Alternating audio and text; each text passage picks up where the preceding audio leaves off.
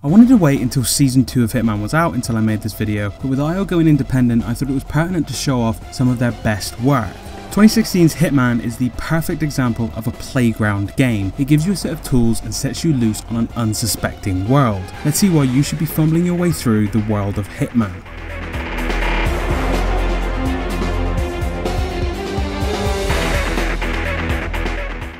The core strength of Hitman is the malleability of the gameplay. At the beginning, the game provides you with objectives that sort of chaperone you through the experience. Go pick up this item, sneak to this area, etc, etc. This has two main benefits. One, it acclimatizes you to the mechanics of the game. It demonstrates the ways you can utilize the tools given to you or what kinds of disguises you can use in particular circumstances. Secondly, the situations these objectives run you through are stylish and funny. Dropping a massive piece of equipment on a dude's head is surprisingly hilarious. All of this prepares you for the next level of play, which is improvisation. The moment to moment of not quite knowing where you're going next, but exploring and discovering the steps you need to go through. Dipping into a corner and switching disguises when you're on the run, or slyly taking out a troublesome guard with a pair of scissors. Pulling off a level by the seat of your pants is exhilarating and a total rush. These levels of play are bolstered by the assist system, like being able to see your enemies through walls, or turning it off for a more hardcore experience. It's cheesy, but Hitman is a game you can play your own way. However, none of this would be half as entertaining if it weren't for the fantastic design of the worlds you'll be running around in.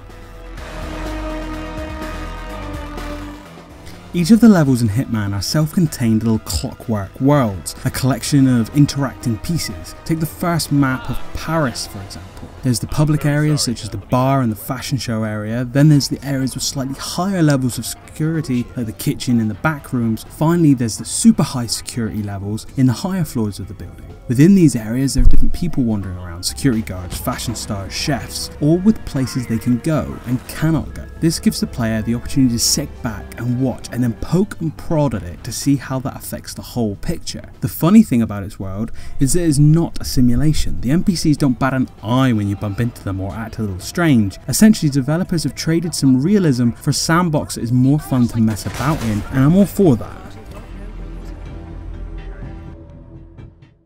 The narrative of Hitman is a pretty bare-bones spy story. It has its moments of intrigue, but it's not groundbreaking. However, what the story and world design do is create the feeling of being a spy. The environments you're walking around are often lavishly high society, and it's not a stealth game in the sense of Metal Gear Solid or Splinter Cell. Most of the time you're hiding in plain sight, like a James Bond type character. This is largely a unique experience in games. Even the actual James Bond games that do exist end up being straight up shooters. Now, the first thing you probably heard about the new Hitman game was the episodic structure.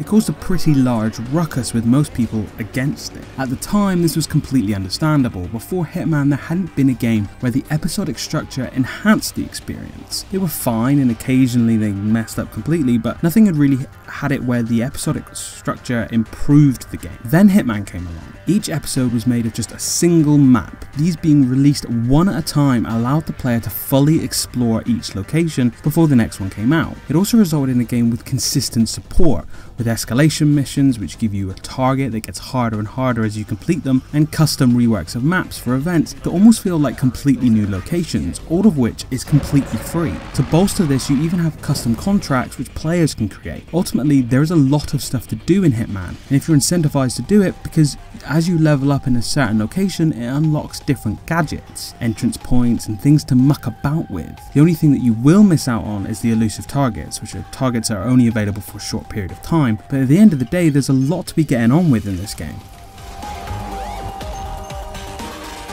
I do not understand why Square Enix would let IO go after creating a game like Hitman. This may slow down the release of more content, but as it is, Hitman is already a masterclass in emergent and improvisational gameplay. If you want a game that shows you your tools, lets you frolic in its clockwork playgrounds, you should probably get Hitman. Thanks for watching, like if you enjoyed the video and subscribe if you're so inclined. I'll see you next time.